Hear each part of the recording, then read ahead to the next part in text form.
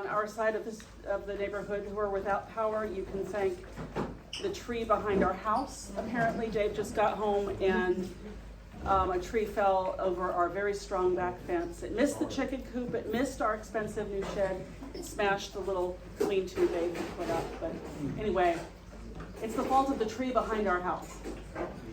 Thank you to Memorial United Methodist Church for allowing us to use this space. They are so very generous with their space. And we have some, who's here from the church? Thank you. That row right there. You guys have always been so generous to this neighborhood. We appreciate that. I want to recognize the, where's Vince? Is he? I don't know. I want to recognize the Neighborhood Association Board. We have our Vice President is not here right now. Our Treasurer, Patrick, is in the back. Yeah. Our Secretary, Atisha, in the green right here. Vince, we can thank for picking up this amazing food from La Chiche over on Sharon Amity. Yay, great food. And I'm Gretchen, I'm the current president of the group. We want to thank the East Charlotte Coalition of Neighborhoods for helping to fund the food. They provided money for us to purchase this amazing food tonight, and we're thankful for them. We are, as a neighborhood association, a fully volunteer organization, and we haven't done dues in a number of years. We're going to start tonight. A suggested per household would be $50. You can give anything you want. If it's $20, that's fine. I will say, however, that if you donate $50, you get one of these amazing mugs. These are hot off the press. Isn't that cool? Wow. Already done. Thanks to Atisha and Mike and their friends for creating these beautiful mugs. So if you're interested in... Yeah, former neighbors. And former neighbors? Yeah, oh, the folks that used to live next door? Oh, cool. Everybody, however, if you don't have one of our Medford Acres pens, you can see Atisha and she'll help you with that. If you want to pay your dues at some point this evening when we're over, you can see Patrick, who is set up with cash and... Zelle. Cash, check, or Zelle. Or Zelle, okay. We had a wonderful meeting here last week to hear from the city about the neighborhood character overlay. This is an opportunity to, as a neighborhood, make decisions that would prevent a house from being torn down and 6 townhouses built right there, or McMansion built. Anyway, there's an opportunity for that. It became clear through the presentation that we have a lot of questions. So Mike and Tarek have been reaching out to the city, and we're waiting to get some clarification from that. So I know a lot of people have questions. Hang tight. Nothing's happening. This is not a historic designation. We're going to get more information. Is that fair, Tarek? Yeah. Okay. We should be hearing back from them in the next week. Okay, very good. So hang tight. Tom Hanchett is our guest tonight, our guest speaker. Tom. Yeah. Tom is the retired historian from the Levine Museum of the New South. If you have toured the Levine Museum of the New South, how many of you went to that when it was still a building and you saw the From Cotton Fields to Skyscrapers exhibit? That's Tom's baby. And author of several books, including the New South. Sorting out the New South City. Best Yeah. book I ever, only actually. But if you're I'm in, gonna pass this around. I don't get any royalties on any of this stuff, so Charlotte has history. There are books. You can take a picture of it, look at it in the library. so in addition to doing that, since he's retired, he's not really retired, he's just picking and choosing the jobs he wants to do. And you can look at his website, historysouth.org, and see what he's doing with other neighborhoods throughout Charlotte and with Charlotte in general. He's, in addition to that, he's a good friend, he's an excellent fiddle player, and he parked cars for us at our wedding. So, does everybody have what they need? Anybody need to get up and get more food? All right, and there's room up here and over there. Take it away, Tom. Thank you. Well, it is an honor to be here. It's wonderful to be all with you. Gretchen, many months ago, said, Tom, would you look into the history of Medford Acres? And that's what I love to do. I came here in 1981 with a new master's degree in urban history and historic preservation.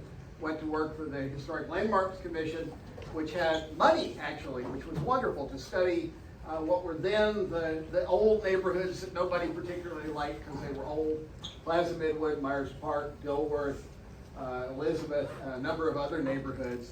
And so getting my hand back in retirement and looking at Medford Acres. I'm also doing some work with folks in the Greer Heights neighborhood over adjacent to Myers Park and Monroe Road. But anyway, what I'm doing today is not being an expert, even though I'm wearing expert clothing and I'm standing up and talking loudly, because we are in a room of experts. We have people here who have been here since the neighborhood was new, or pretty darn close to that. We have people that have been making history for a long time. We have folks who are some of the newest people in the neighborhood. Yes. We are recording it by the blue bottle, so Yeah, I'm trying to stay away just from you. try and stay closer to me. Thank you. Blue bottle voting. Is that better? Yeah, that should, I just want to make sure it can pick up your Good. voice. Great, thank you. So, I'm going to tell you what I've been finding out. I'm going to ask folks here who have been talking with me to tell y'all some of what they've been telling me. And I'm hoping that other folks will chime in as well. Gretchen got the ball rolling, as she does with so many different things. And as I am wont to do, this was many months in the future. So why should I look into anything right now? And I started, actually found some pretty cool newspaper stuff, which I'll share with you. But then I was in Independence Park about 3-4 weeks ago, ran into John Apple, and we started talking about this, and he got me going. Folks don't know John Apple, that's John Apple. And kind of hard to see him with the glow of the shirt there, but and Roberta and Alan Stein are folks that I know from around here. Jack Werlick is a new friend. Jack, where did you go? There he is. Look at that. On Bellcross. Jen Fisher, are you here? Jen Fisher? Okay. Well, I'll bring some words from her. And Gay Dimmick, is Gay here? There you are. Wonderful. Thank you so much. I already had a correction from Roberta, which I'm grateful for. The map here, I don't know if you got a chance to go look at it closely. Let me orient you and let you know that I mean no disrespect to Bellcross Avenue. That's right. I told that I wanted something that was small enough so that it would fit in this part of the slide. Google Maps has either too much detail or too little detail. And so I found this through the magic of the interwebs. And it has 3 of the streets, but it doesn't have Bellcross. There's Bellcross. So how many folks do we have here who are Bellcross residents? Alrighty. 1, 2, 3, 4, 5, 6. Okay. How many folks are Sheridan Drive residents? Whole bunch of Sheridan Drive folks. Don't get cocky. Medford Drive. Medford Drive folks? Alrighty. I was select, but they're good. Langhorne Avenue. How about Langhorne folks? That's for last. Alright. And we have folks from the church here as well. Anybody I left out? Cool. Alrighty. So what we're hoping is that folks will chime in and add some color to what I can find. Let's see. I am going to move over here because the computer wants me to press its little button here. If you want to find out more about your house, you can do this through a website that a friend and I created called charlottehistorytoolkit.com.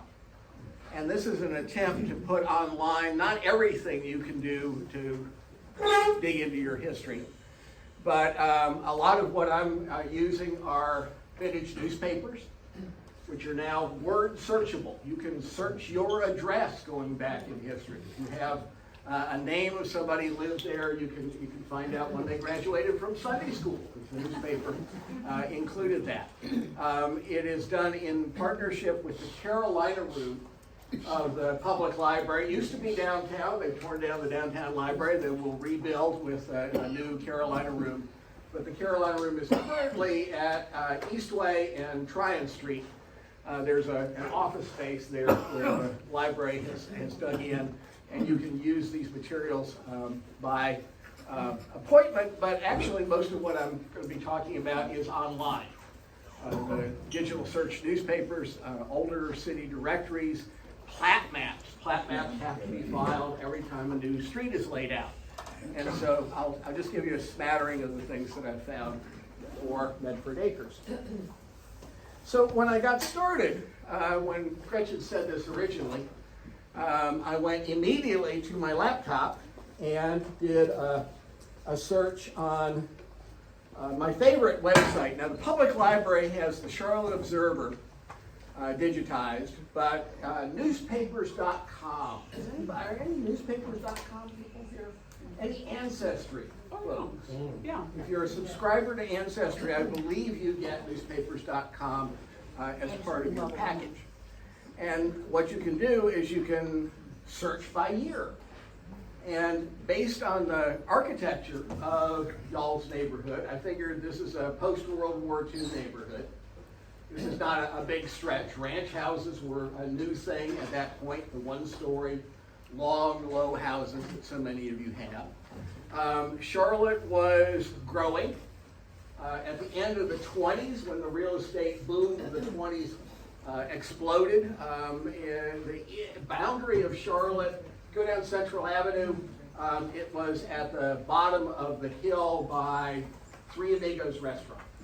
There's a creek down there, and that was 1928 boundary. 1949, they moved the boundary here to the middle of Medford Drive.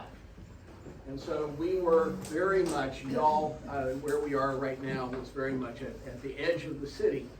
And a few years later, they moved it a little bit further out. And Jack Warlick was talking about going to, how many different schools did you go to? 7. Tell that story. And I will call on people. If you don't want to be called on, just say no. Well, I started school, my family lived on the west side of Charlotte.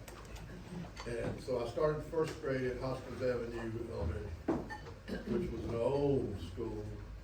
And Excellent neighborhood, very, very blue collar over there.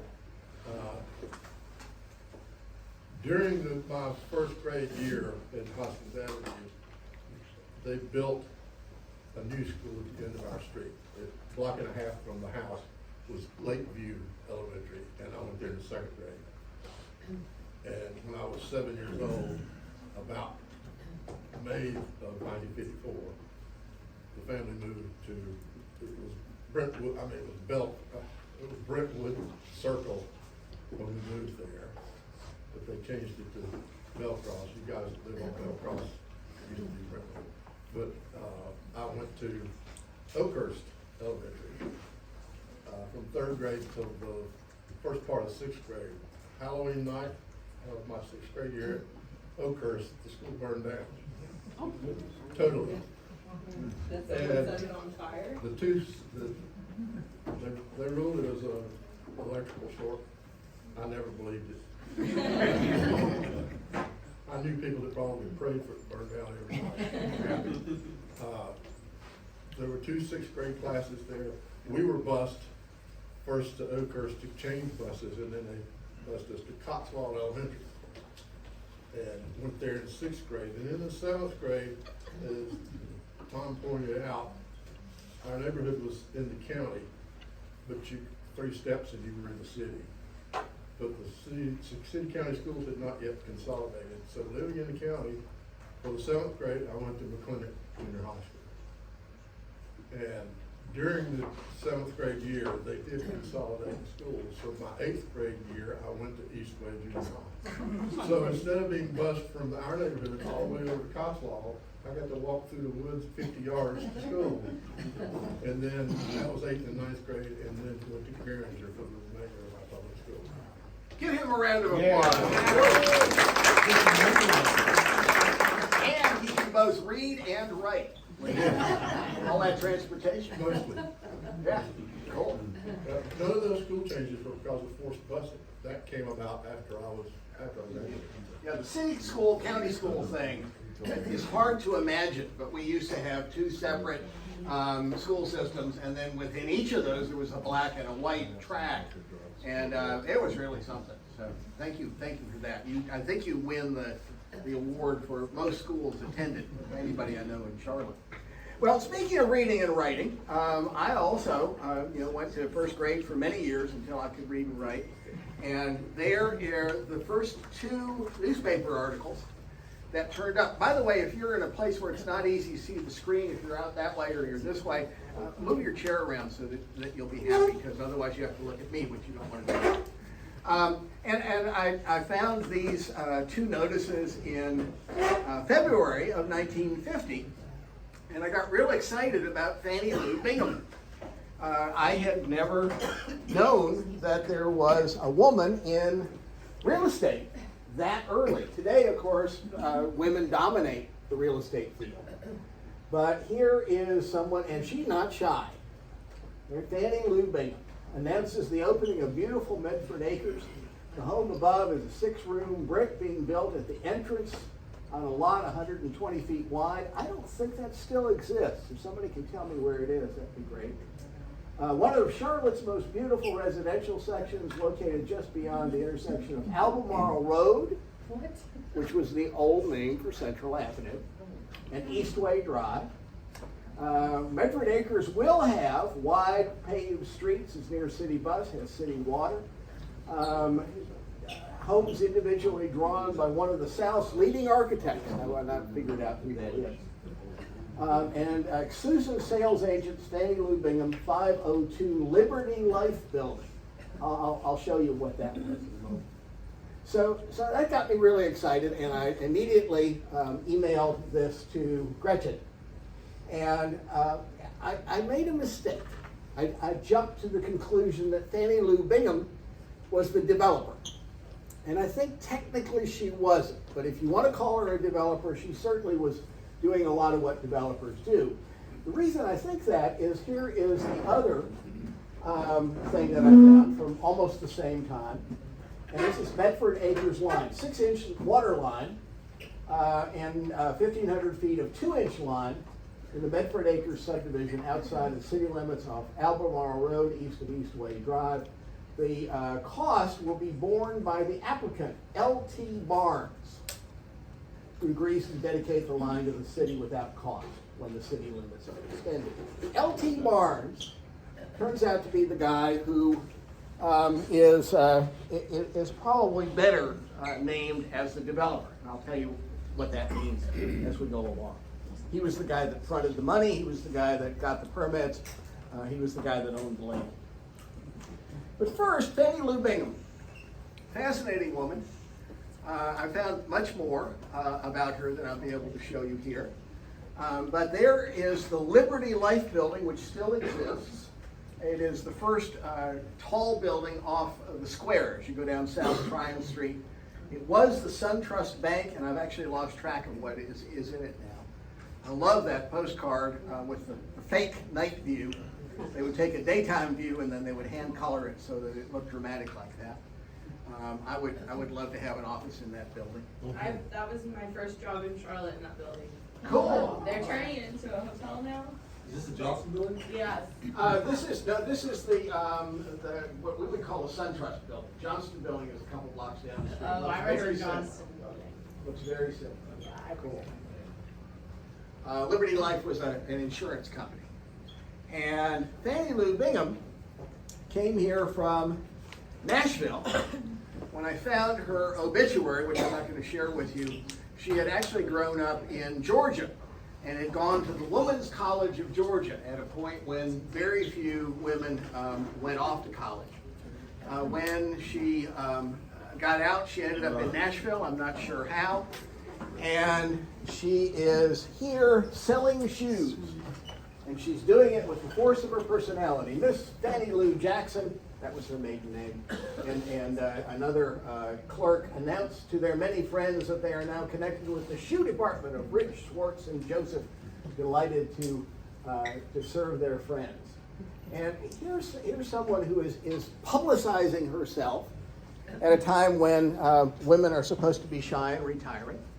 And she is out doing commerce in our great capitalist nation. And that pretty much is who she was. When she moved to Charlotte, she married a fellow named Bingham that I don't know much about. I'll tell you why in just a minute. She got a job with the Charlotte News. And at that point, there were almost no women in newsrooms. In fact, the only one I know personally was Lois Lane. Remember Lois Lane? Clark Kent, Lois Lane. She was that same kind of, go get 'em kind of young career woman at a time when career women weren't much of a deal. This is one of her culture articles about a choir director in Charlotte, and it says Fannie Lou Bingham at the top there. So she had a serious independent streak, and in 1942, there on the Charlotte News is matters of record, divorces granted. Fannie Lou Bingham is divorced from Herman W. Bingham, and henceforth, she was Fannie Lou Bingham, hanging out her own shingle first as a writer and then as this real estate person. So a fascinating woman. And I don't know that she ever lived in the neighborhood. Perhaps she would have lived in that house, wherever it is. It has a very unusual front roof line in the way it interacts with the front door, and I haven't seen anything like that in the neighborhood. But she is the sales agent, and L.T. Barnes is the developer. And there you go with a display ad from August of 1950, just off Lawyers Road. Now, Albemarle Road had three different names. One was Albemarle Road because it went to Albemarle. If you go out Central Avenue, you find yourself magically on Albemarle Road. That's the old route of Albemarle Road, but the very old name was Lawyers Road. And if you keep going out towards Mid Hill, you'll end up on Lawyers Road. The area that I live on, Central Avenue at the plaza, that was known as Lawyers Road really early on. So here we are, Lawyers Road at the city limits. This is just after the limits were extended in 1949. A scene looking down Sheridan Road, a new street that has just been opened in Medford Acres. Some notable houses. And lot prices, y'all should get in on this. Prices are from $1,450 to $1,750. Doesn't that sound right? Anybody heard of L.T. Barnes? Okay. I looked him up and I could not find much about him. He had been a fireman and then he got into real estate. Tell me anything you remember. I don't really know. I just heard that he was the developer of the neighborhood, and I think if you go back and look on a lot of old records and maybe deeds and things, you'll probably find his name. There you go. I don't know whether he owned a bunch of land in here. That's what sort of kicking up in my brain, but I don't know if that's right or not. I'm pretty sure that he owned all of the land that was in that red circle that I showed you there. Probably owned the land where Eastway Junior High got built. May have owned land across Central Avenue. I haven't checked that out. But is definitely the guy in charge here. The way I know he owned the land is the plat map. P-L-A-T, plat map. These are at the Register of Deeds office, and if you go in person, you can actually page through these humongous books that have the layouts of every neighborhood in Charlotte, one way or another. This is Medford Acres, property of L.A. Barnes, February of 1950, and it mentions the surveyor and such like that. You can see Eastway Drive. There's Albemarle Road, or Lawyers Road, or Central Avenue. At this point, it's Albemarle. There's Medford Drive coming up from the shopping centers, doing that curve that you know about, coming up here to near where the bus stop is. Jack Warlick was talking about Brentwood Circle.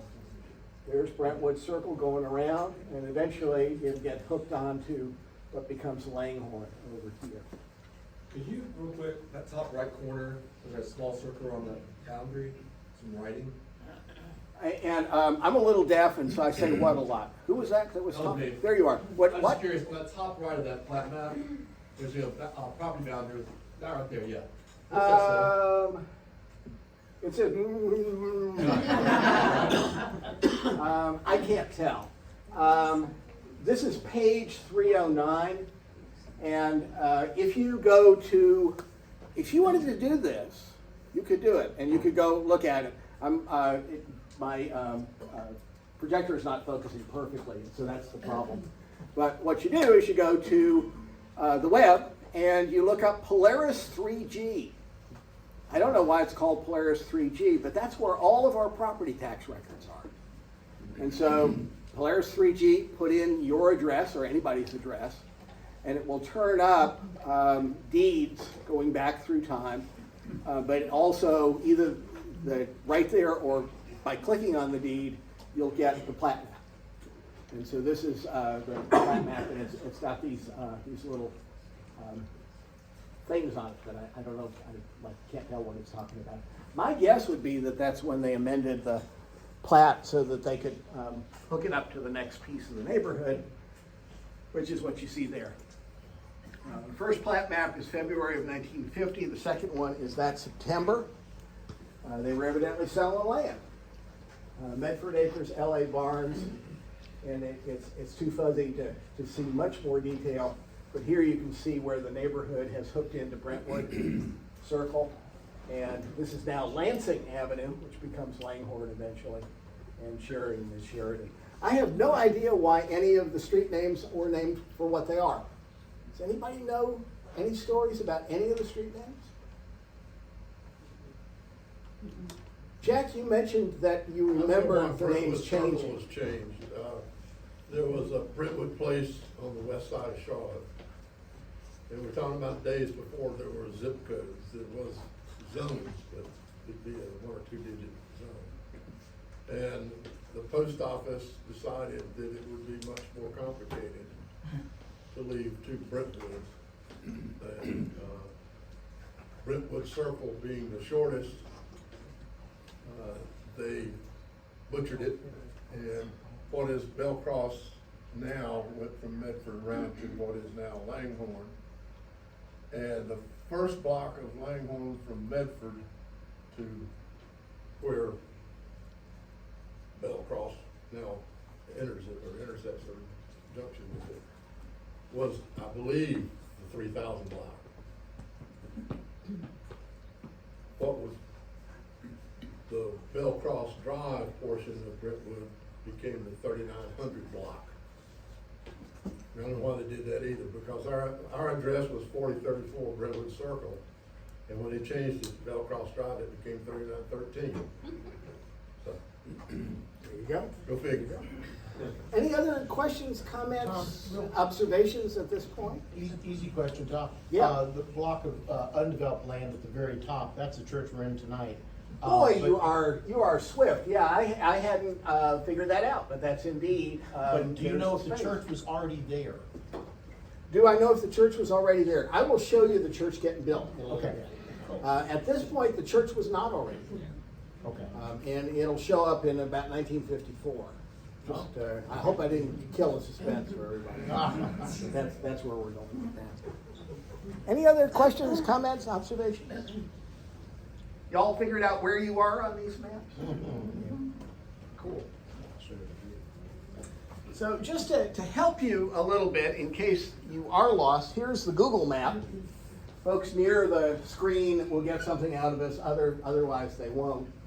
There's Norland Road, which on some early maps is Woodland Road, coming down by the cemetery down here and the park. There's Sheridan, which has evidently always been Sheridan. There's Langhorne. There's Medford Drive, and there's Bellcross. And you can see the church here and the parking lot.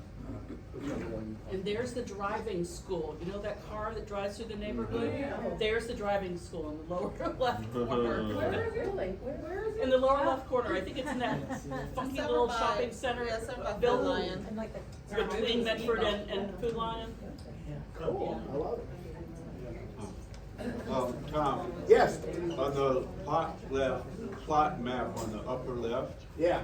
what are those two triangular shapes?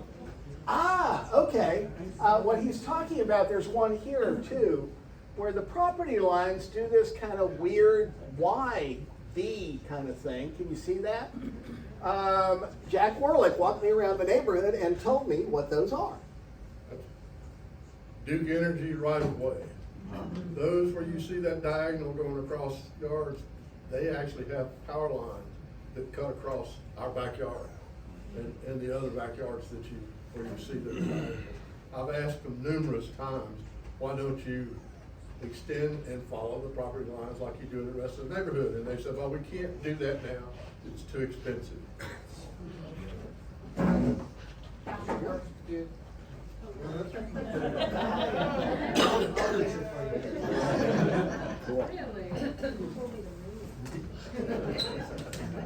So when the neighborhood was laid out, the new thing in neighborhoods was to do what C.D. Spangler became famous for, John Crosland became famous for, M.R. Marsh became famous for, which was to build the streets and to build the houses. But this neighborhood, a little bit more upscale than some of those neighborhoods that those developers did early on.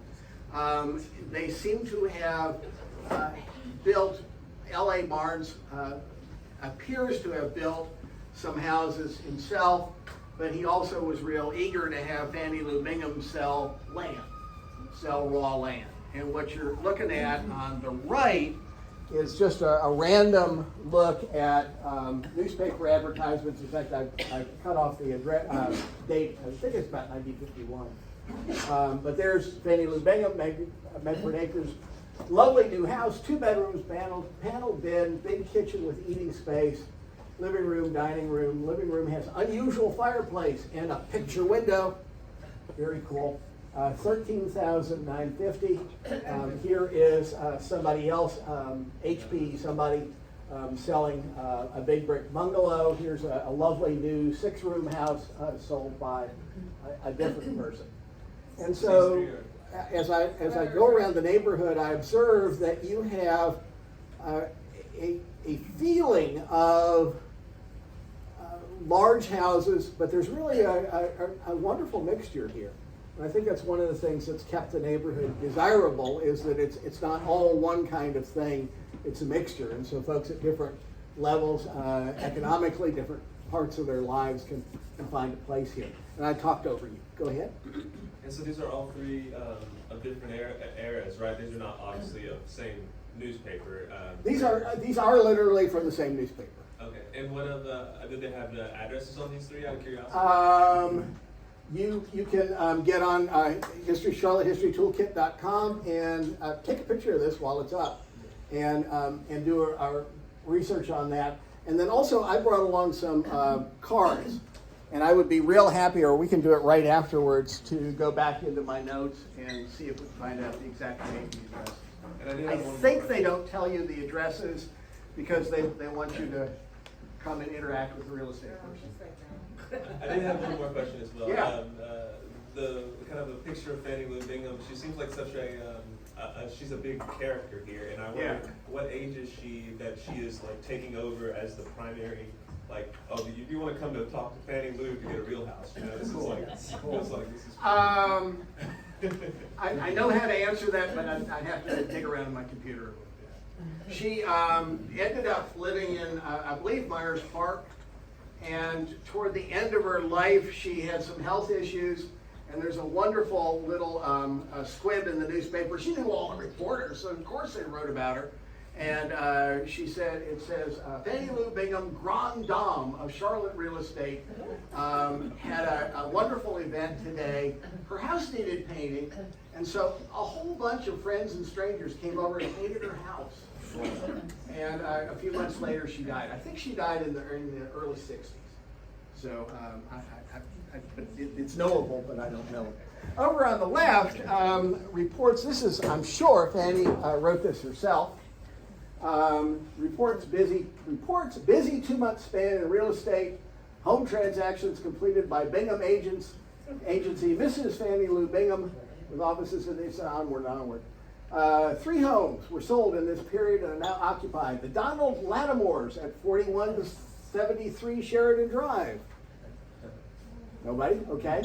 White ranch type house, large curved lot, background of pines. Mr. Lattimore works with the J.O. Jones Construction Company. Huge construction company, did a lot of military contracts, literally all over the world. Mrs. Lattimore worked outside the home. She teaches at the Burton Institute. I'm not sure what that is. Down at the bottom, you have the J.H. Threats, purchasing a home site in Medford Acres, beginning construction soon. Mr. and Mrs. Ralph Ferguson from Medford, Massachusetts, purchased a house on Woodland Drive, and they're moving this week. When I first saw that, I went, Medford! That's why it's called Medford. But it was named Medford long before they moved into the neighborhood. The one that gets me very excited is the Arthur Smiths of the Carolina Cracker Jacks radio program have purchased the home in Medford Acres at the corner of Sheridan Drive and Lawyers Road, which you'll remember is Central Avenue. Anybody remember Arthur Smith? All righty, talk about Arthur Smith. If you lived in Charlotte, you had to watch Arthur Smith and the Cracker Jacks every night. Every day. Every day? Well, yeah. My parents didn't let me watch that much TV. But yeah, yeah. He was the beloved good neighbor on the air. Yes, he was. Him and his brothers and Tommy Fail, the guitar player, who wrote Phantom 609, if you're into obscure 45s from back in the day. And Don Reno. And Don Reno and Arthur Smith wrote Dueling Banjos. Do you remember Dueling Banjos? Was Don Reno blind? No. Okay, I was thinking that. Yeah, but that was a big deal. My mother's in the 90s, and she was, when Deanie's been in the neighborhood 30 years, I've only lived there 16, but when I was telling her, you know, where the house was and everything, oh my gosh, Arthur Smith's house. Yeah. She said, that was a big deal. That was a big deal. Other Arthur Smith memories? Somebody else had I have had neighbors, they lived up there, well, I used to say where they lived. His brother Sonny that did the storytelling. When you had the slide up that had the neighborhood that showed across Central, the Temple Lane goes across in front of the church here. And Sonny lived a little over halfway down Temple Lane on the right. I went to school with his son Lanny, and he and I played in the band at Oakhurst until school burned. Wow. I did saxophone, he did a cornet. And they had a brother-in-law, Bruce, and I don't remember their last names. I don't know that. I know Ralph, Sonny, and on the red and white grocery up on Central Avenue. Cool. Lived across the street from Sonny. Well, the Arthur Smith story is fascinating because he came out of the textile world. So much of Charlotte's growth was driven by textiles, not just here, but we were the trading city for all of the textile mills around within 100 miles. That's why we have skyscrapers. The Smith family were down in upstate South Carolina, Gaffney. His dad was a loom fixer, which meant you were the highest paid person because you had serious mechanical skills. If there was a problem in the mill, you went and fixed it like that so that the mill didn't have to go down. And the sons all fell in love with the new jazz, this new jazz music, and they taught themselves wind instruments and trumpets and all of that, and they couldn't get anybody to pay attention because it was not the people's music. And so they picked up stringed instruments and retooled themselves. And if you listen to what Arthur Smith recorded, a lot of it is kind of pop jazz from the 1940s. His big hit early on, when he was on WBT radio, was a song called Guitar Boogie, which was an instrumental. It was part of the big boogie-woogie craze of the 1940s, but it transferred it over to the guitar, and it went around the world. Guitar Boogie was a big deal. Arthur Smith was known as Arthur Guitar Boogie Smith. There were several other people with similar names in country music. But it went as far as England, where a young kid in the late 50s, early 60s used it as his audition piece, learned how to play Guitar Boogie, used it as his audition piece for the Quarrymen. It was Paul McCartney, and they became Beatles. Paul could not play that song well enough, but they liked him, and so he was part of the band. Arthur's son Clay tells a story of Clay was also in the music business, and at some point he ended up in Paul McCartney's office and was introduced as the son of Arthur Smith. You may know him, a country guitar player, and Paul McCartney said, "Wait a minute." Went over to a safe in the corner of his office and got out the 78 RPM of Guitar Boogie. So y'all it's real history. This is cool. And this is the same time that the house is, he's moving into the house, just released by MGM Records, successor to their Fingers on Fire album. Left to right at the New York recording session, Ralph Smith, Arthur Smith seated there with the big guitar, Sonny Smith and Tommy Fail. Wow. And I'm just so excited about this because this is the music that I love, and it is music that is very much a part of Charlotte. Arthur Smith went on to be on television every day for years, into the 60s, 70s, I think into the 70s. And a tremendously prolific songwriter and very, very popular in this area. So there you can see the Fingers on Fire album. And they're in the newspaper all the time, which is wonderful as a historian. There they are on the new this is when there was one channel. They called it number 3. I don't know why they did, but there was one channel, WBTV. And if you are looking at the top row of folks on the right, Arthur Smith is the third from the left. So he was a big deal on local television here. And the house is fascinating. Jen Fisher, are you here yet? It's Jennifer Wasp. That's me. Sorry. I'm sorry, say again? Jennifer Wasp. My last name is Wasp. And say it one more time. Last name is Wasp. Her last name is My last Wasp? name is Wasp, like the bug. W-A-S-P? Not Fisher. Not Fisher. Oh. Well, is the right person here? No, that's me. Is that you? Okay, I'm sorry. Okay, and I'm sorry. Tell the story of the house. What? I knew I was going to do something stupid like that. There you go. I mean, when we bought the house, we didn't know anything, and then the guy who used to live there was the son of the guy we bought it from was the son of the man who lived there, and he sent us a letter saying, "Hey, Arthur Guitar Boogie Smith used to live in your house." Cool. And I was like, all right, well, who's that? So I didn't say anything. I'm not from Charlotte, so I don't know. But there's a room in the basement that looks like like you might do recording in there. It's got like acoustical tiles on the top, and it's Cool. a small room, like a room that you would put up a microphone, you might record. Very cool. I don't know if he ever did record there, but Yeah. We heard he did.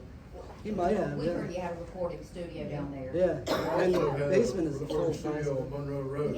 Yeah. Yeah. And I think it's a museum now. And he recorded a lot of artists there that most of these people here, a lot of these people may have heard of. Yeah. Yeah, I heard The James big Brown. thing that he recorded, James Brown was coming through town Yeah. and called up Arthur and said, "You got some studio time, I got an idea for a record that's going to be a hit." And it was Papa's Got a Brand New Bag, which you may or may not know, but that on the Rolling Stone Best Music of the 20th Century, that was like the top it's when R&B got embedded, funk music, very rhythmic, kind of dry. So it is a house that's well endowed with carports. There's a double carport on the back of the house. On the front, you can't quite see it because I stood in the wrong place. There's a single carport. My theory is that he endorsed some auto dealer and always had a car to go out the country on personal appearances, but I don't know that. You were telling me that the dining room and living room are set up for entertaining, or at least it sounded like that as I was talking with you. Yeah, it definitely has like a kind of formal entrance, and then the back door that from the side carport it's probably kind of have like his and her driveways and carports. Like I park on the central side, it's covered all the way in, and I kind of forget about the front of the house sometimes. Then I accuse my husband of it looking haunted because I don't ever see it, but like twice a year. But yeah, the front is it's a formal living room with a fireplace and like a little formal entryway, and then a dining room, and the hallways in between those front rooms like clearly did have doors that closed off that front part of the house from the back part of the house. There's a den and 2 bedrooms downstairs, and like the hinges are there. You know what I mean? Like it definitely had actual doors, so you could separate the entire. Yeah, if you're a public person and you're entertaining, but you're also raising a family, that house sounds like it would do double duty. There's 2 back doors for some reason. I would love to know why. Like, there's one back You were door that goes talking into that the the kitchen. den kind of might have been a separate office that you would go in I think it and might out have through its own been. door. It has its own door that we can't open. We had a carpenter out to look at it actually, and he couldn't get it open either. Like he could take off the door if we wanted him to do that. He could completely remove it, but it's like a mortise and tenon lock that he couldn't get open. You know what I mean? We don't have a key. It is just locked, and now my couch is in front of it, and I pretend it doesn't exist. But All these houses have these stories. Jan, easy question. What year was your house built? it was, so we looked, after talking to Tom, I looked up, I was like, people, or Gretchen emailed me and said, hey, would you talk to Tom? And I was like, we hear these stories, like, we have a few the rarest bird friends, which are native Charlotteans, who have told us stories. And I was like, I never really verified that Arthur Smith owned this house, and, I'm a trust but verify kind of person. So I looked it up and I found the deed. In 1951 is when he bought it, and he's the first person to buy it from the builders. And owned it till 61? Till 61. A long period. Tommy Fale, Don Reno, Sonny Smith, and Ralph Smith, and then Arthur is off to the right. I think. Selling snuff. Selling snuff. Good old Snuff's too strong, it's wrong. Get tuberose, mild tuberose. So, famous folks and folks from our table today. Let me try here. Gay, are you here yet? I am here. Gay's over here. I'm right here. There you are, okay. I can't think and talk at the same time. So. Jack, anything else about the neighborhood? You're a car fan. It's the yellow Corvette in the front driveway. Yes, indeed, it's beautiful. But you got your start working at one of the thousands of gas stations that used to be at Eastway and Central. Well, before there, my first job outside cutting the grass for an allowance was on the corner where the most recently the Marathon. It was a full-service Shell station, and I worked there for several years. And then one of the guys that had worked there with me thought I was a go-getter and a hard worker, and he obtained a franchise running the Amico station on Independence Boulevard at Memorial Stadium. And he came up one Sunday, he knew that I was working that Sunday. He came up one Sunday while I was working at the Shell and asked if I would go to work for him. And I said, well, what's in it for me? And he told me, and he made me an offer I couldn't refuse. So I went to work for him at the Amico station. And I worked there basically until I went into the Navy. Excellent. And in your family, The original owner owned our house was my grandmother's brother, my great uncle. There you go. He was notified that his company was gonna transfer him to Atlanta. And, his sister, my grandmother, lived with us. And she knew that my parents were looking to move to the east side of town. And so she put my mom and dad in contact with her brother, Harold, and Harold Burl. And they negotiated a selling price and the house never went back up on the market. Yeah, that's questionable. Maybe. Oh, I thought I saw on the deed. 1948. That might be when the lot was purchased. Okay, maybe. Yeah, that makes sense. So that's Jack, and this is Gay. Gay, talk about your family coming into the house, and I'm gonna put up these wonderful photographs. Isn't that wonderful? So, my parents actually lived on the corner of Eastway and Central, the White House, not Central, gosh, I'm in the wrong neighborhood, Langhorne and Sheridan, the White House there. There's a wood frame house in that corner. And, they lived there until, and my sister was born at that house, and then, when they found out that they were, gonna have another baby, they knew, my godmother lived in this house, and so they actually bought it from her and her family. And, so the reason I sent oh gosh, these pictures. The picture of me and my big sister with the ducks is to show what the fences looked like back then. That was before chain link fences. And then the picture in the middle is actually Camille's picture, Camille's house next door. And there's a great big tree that we always called the Forever Christmas tree. And then down at the bottom left is the groundbreaking for the preschool here at the church. And then I love those outfits. Look at that. isn't that great? Then the picture with me sitting on the patio, that's what our screened-in porch looked like before they closed it in to make it another room. And then the picture of me with the dog is to show the height of a couple of the trees in the backyard that now towers over several houses. And then me and my litard. That is to show the maple trees, how big they were, and they were the ones that fell on my house a couple of years ago. You know, they were huge, and so, but that's what they looked like in 1964. Wow. Okay, you mentioned the Forever Christmas tree, Yeah, is that still standing? Yeah. yeah, That's it's, still standing? That big one in front of us. Yeah, that's awesome.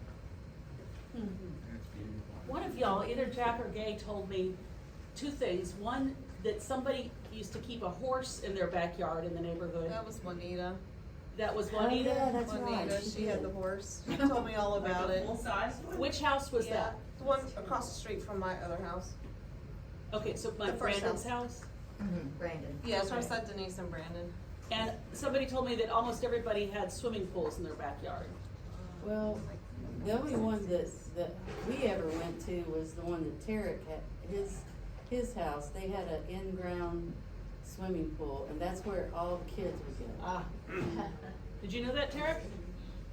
Yeah, we're hoping it's still not there in case you want to put a pool back. Start digging and find out. So what other longtime folks do we have here? These two families are the longest connected with the neighborhood. Other folks? Yeah.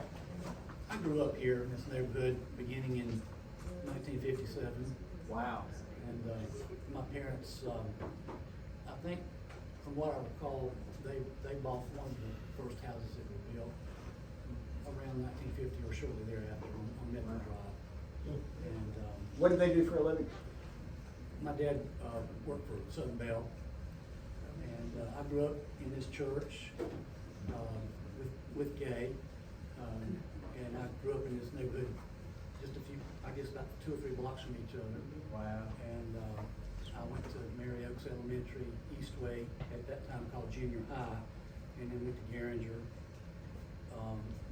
Except I did get busted by Charlotte one year, which turned out to be a great year. One of the most important things,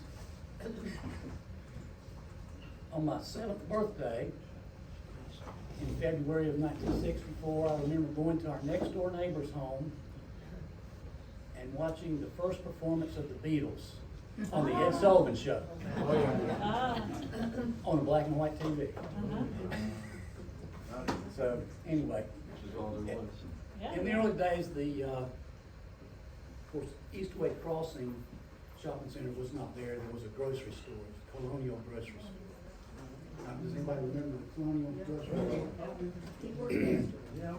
And, you know, King Drugs was there. King Drugs was there. King Drug, yeah. Drugs. You get a good hamburger back then at King Drug. But anyway, it was a great little neighborhood to grow up in. I live in Union County now. My daughter and son-in-law have been renting the house, still own the house on Medford. My daughter and son-in-law have been renting it from me for the past few years. Everybody knows this is Kaylin's dad, right? I saw another hand, longtime affiliate of the neighborhood. Camille? Well, I haven't lived here, I moved in 1978, Oh, that's pretty so cool. I don't have memories like they have. We got a couple other folks from the 70s that I want to call out for sure, which is 4 days Alan after and Roberta. 4 days? Yeah. Oh. They moved in 4 days after Camille. So y'all have been neighbors since 1978. That's right. Oh my word. One of these days, I hope to get introduced to. And Alan is somebody who I keep saying I'm going to go sit down with him. You need to. He's still pretty young, so I think I've got time. You're 93? 94. And the reason I want to sit down with him, there are many reasons, and you can hear in his voice that he comes from not our part of the South. That's a good thing. But a thing that Charlotte claimed to fame is the automatic teller machine. The computer-linked automatic teller machine was developed partly in Charlotte at IBM Research Park. And you were one of the folks who was recruited down early on and worked a little bit on that, or were just part of the setting up that? No, when I came down, it was part of a group of 3 people, 3 sets of people coming down to Charlotte. One was from San Jose, California, and they were the ones that were working on the ATM. Excellent. Another group was from Binghamton, New York, and another group, they did printers, and the other group was from Kingston, New York, and that's where I came from. And we were working with banking equipment. Excellent. Hooking all of this stuff together with computers, which was tremendously visionary in the 70s, is what allowed Hugh McCall and other bank leaders to create interstate banking in the 80s and 90s. And so it's not just you go to the wall and get money on Sunday, but it is revolutionizing finance, and the neighbor played a little part of that. I'm hearing that from somebody that the young Ford guy. Anybody else know that story? Young Ford? Young Ford is a Ford dealership. Yeah. It used to be downtown. Nope. It's now called Capital Ford, I think, out on Okay. North Pond. I don't know anything about them. Any other longtime folks here? Was he a resident in the neighborhood? Even, Say again? Are you saying Young Ford was a resident in the neighborhood? The person who ran Young Ford was a resident. They lived on Medford Drive, and still there for a little while after my family moved in. I don't know when they moved out.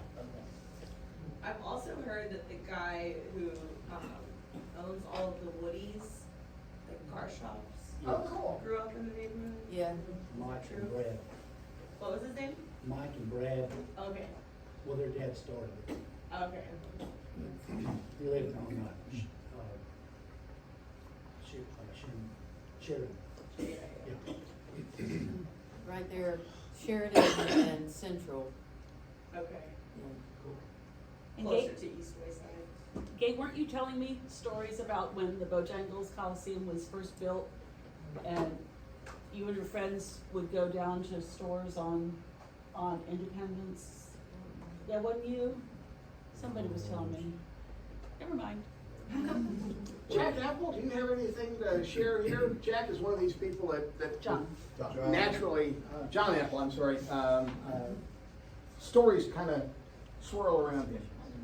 Well, Passes them first along. of all, one of the people who's not here tonight, Roger Saunders, who lives basically across the street from me on Sheridan, his parents moved into the neighborhood in 1958, and his father grew up in 4th Ward and worked downtown. And after he married Flora, they moved, I think they lived somewhere else before they came here. It may have been in Commonwealth. And they moved here in 58, and Roger lives and owns the 2 houses that are next to each other. Cool. I've lived here since 1992. Michael Johnston and I bought the house November 1st of that year. And they, the previous owners, their last name was Shivadecker. Anybody know that man by any chance? I've met his son. The father had died, but he was a very, I'm told he was very much a fix-it person, and some of the additions to the house and the back porch probably were creations of his. But he would climb up on the roof even in his ancient years to do all the work he needed to do. Excellent. I did buy my house from the original owners, from the Johnsons. Anybody remember the Johnson family? And up in the attic, I found the strangest thing. I found cup hooks in the rafters, dozens and dozens of cup hooks. And apparently he worked for the railroad and he collected railroad lanterns and hung them all up there. And there was some old, in addition to some old garden equipment, which was wonderful to inherit, there were some old survey equipment, like the tripods, do you know? All kinds of things like that. As well as on the door jamb going into the kitchen, they had one daughter, and I could tell how old she was at different times, and I've left that because that's pretty cool.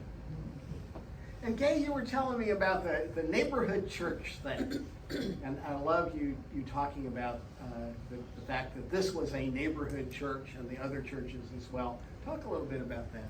Yeah, so I just remember a lot of the neighbors went either to Memorial Methodist or Third Presbyterian or what used to be what the Galilee Center is now. St. Andrew's St. Andrew's. Episcopal. Yeah. So we had, that's where you went, and then, if there were people who were like Catholic, they would go to Lady of Assumption on back basically Shenandoah, Independence Boulevard, that area, and so the Methodist church was this church was kind of like a cool little area of community. People just walked to church, walked home, and there were different things that would take place at the church, and members of course would come, but there were people that would just come because the church was doing a fun fair or something like that. My family did not go to church here, but I went to Cub Scouts here and then Boy Scouts. Mm-hmm. Act 121 and Troop 121. Oh my goodness. The article on the left talks in 1953 about the new sanctuary planned, and they built it in pieces.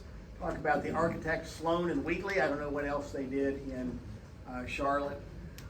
And so those stories are here. This church had been previously on Brevard Street in the center of town. And if you look at the plates on the plate rail over there, the Brevard Street Church is called out on the left. And folks moving out to the burbs. That was the thing to do after World War II. I'll finish with two stories I know, and then ask you all to chip in with things that we haven't talked about yet. One is, I'd forgotten about this, but I was looking for something to prop up my projector, and I found Fred the Turkey. Somebody, young people who are new to the neighborhood and older people who are new to the neighborhood did not know Fred the Turkey, who was, I believe, passed on. Yes, he was waiting for his lady love at the bus stop. Yeah, you would be driving down Central Avenue minding your own business, and there'd be this turkey with an opinion running around the front yard here. Yeah, there was even more than that. At one point there were 8 turkeys, and I had just bought my house at 4140 Sheridan. It was all grass, and I've got a lot of garden beds out there. Well, I was just starting to plant nice new little plants and put in mulch, and I'd go out there in the morning, and those turkeys would be in there just scratching and all my mulch and all my little plants, and I'd go screaming out the door and chasing them away. And one time I had some musicians staying at my house, and they walked out front with their coffee, and there were the 2 turkeys celebrating the rites of spring right in my front yard. The turkeys were hatched by James Brown. He got the eggs and he hatched them. But he also worked with the schools as well on hatching, I think, duck eggs as part of a science project where we were partnering with the local schools to try to encourage special science projects at the school, and he spearheaded that and did a lot. So thanks to James, we had, and he also used to put out food for the owls. We had to, so a lot of. But they still live here. Yes, yeah, we can hear them. The owls, yeah, the barred owls in the backyard. And my last story is the time in the middle of the year, about 3-4 years ago, where I was going down Central Avenue on a hot day, and it had snowed on the church. And there was snow on the trees, and there was snow on the bushes, and there was green grass all around. And it was the filming of Are You There, God? It's Me, Margaret. And did anybody else have memories of that event? Yeah. Talk about that. Oh, I just was like you. I saw it, but I heard about it. That's all I know. Another hand or two? Yes. So our house was up behind the church, so we went up, we think, a few months, not long. And all we saw floodlights flying in our backyard, like, what's going on behind us? We walked around, and it's like, it was funny, they were filming one scene like over and over and over. And it was like, it was like a fake snow, which was like, it wasn't cold at all. I had a friend who was an extra, and yeah, it was warm that day, and they had to wear turtlenecks and sweaters. She would actually see like a little line of people coming out of the church. She was in that like line, and her scene, they just had to keep walking 20 feet, and I'd be like, all right, cut. And then they'd rewind 20 feet and just keep doing it over and over again for like 6 hours. Romance of Hollywood. So we actually had a neighborhood movie night at VisArt Video a year ago or something, and we rented that movie to watch because we were going to be in it, and it was all of about, well, it might have been 20 seconds. It's a pretty cool movie. At the end of each filming day, the cast would gather actually like right here, right in front of this building, so we could hear all of them talking from our back porch. And we'd be like, Rachel, you got us? Is that you? Yes. Did you, when it says had been Brevard Street Methodist Church, did they actually move the building from there? No, the old church, I don't know what happened to it. There's no church where it was on Brevard Street. That would be a thing to figure out through newspaper research. But they moved out here and built an entirely new church plant. I would say, I don't remember each building that was put up, I didn't go here. But some of these people here that look like they've got hair white enough that they would remember. This had to have been maybe the first building. No, That one well, was no, over there. the one over here was the first building. The one on the far end down there, what we call the east wing, was the first building. Yeah. The one-story building. Scouts met here. And then the building over here was the original, I guess it was intended to eventually be, I don't know, but it was a sanctuary. And then it was a good bit later that the current sanctuary was built, because the kids in the neighborhood used to get up to baseball games and play in that field where the sanctuary now is. Dave Carlson? I have an easy question. Tom, we're so close to what places like where you live, past Midwood, that we call streetcar suburbs. Did Medford Acres ever qualify as that kind of environment? It is, the streetcars quit running in 1935, and by that point, the cool way to get around was not the streetcar, it was the bus. And they had new modern diesel buses that Duke Energy ran. And there's a bunch of maps, if you know where to look, that show where the bus routes that ran out here. Remember the ad at the beginning that talked about being on the bus line. It was unusual for families to have two cars. The Arthur Smiths did with all of their carports, but buses were an important thing in that 20, 30 years after the streetcars. Okay. Well, I keep reading about this gold line that will one day come down our way. I hope I'm still alive. And I was wondering if we'd be back to being a streetcar again, but we never really were. No. Okay. Is there another hand? Any other memories, things to share? Yeah. Well, the church across the street, Third Presbyterian, that was 10th Street Presbyterian. It was downtown also, and moved out here. This has nothing to do with the church, but, well, in some ways.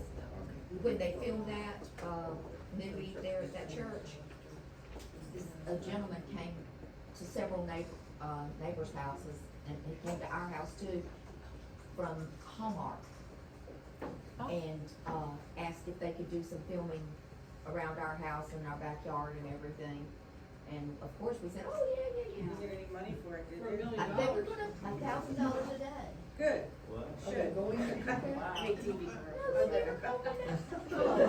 Broke my heart. You shouldn't tell me not want to do it. I see a hand here, yes. Oh, I was gonna ask Jack, or does anybody remember when the Albemarle Road Drive-In was built? I don't remember it being built, but I remember it being there. Yeah, it's always been there that I remember, cause I grew up in Windsor Park. You know, it was called Markham Village. I remember that too. I had a friend and a schoolmate that lived in a house just off the property of the Albemarle Road Drive-In, and they had a back porch that faced the stream, and somehow or another his family talked to the operators and putting a speaker on the back porch. And we used to go sit on their back porch and watch the news. We would crawl on the roof and watch parts of it. That was the first FURR, and the kid that was schoolmate of mine was Kenny. And they had several kids, but Kenny's the one I knew. Yeah. I just never remember it not being there. You know, we could hear the movies going on from our house. You know, I mean, it was pretty loud. I'm sure everybody could hear it around here. All these big trees in the neighborhood, when my family moved in, they moved in there 70 years ago. So when they moved in, there weren't so many trees, and the ones over here weren't all that big. And the old fairgrounds dirt track, what is that? Sugar Creek and Tron. Yeah. You could hear them running on Saturday night. Yeah. That's part of NASCAR right there. Well, once again, if you want to look into more stuff, the Carolina Room of the Public Library, or get online, charlottehistorytoolkit.com. There are 2 Charlotte history books running around here. One I wrote and one I didn't, and so look into the history that way. But mostly talk to your neighbors because you are a bunch of really cool people. Give yourselves a round of applause. Tom, thank you so very much. This was absolutely amazing. I learned so much about our neighborhood. And one more thing Kay did tell me, and that's that she thinks she may have been in pretty much every house in this neighborhood growing up. So you could ask her who lived in your house. Thank you to the folks from the church. Can somebody catch the lights in the back? Thanks to the church for letting us use their space. We appreciate it very much. As you clean up, there's a trash can back there. There's also a yellow bucket. Put even the plastic forks back there.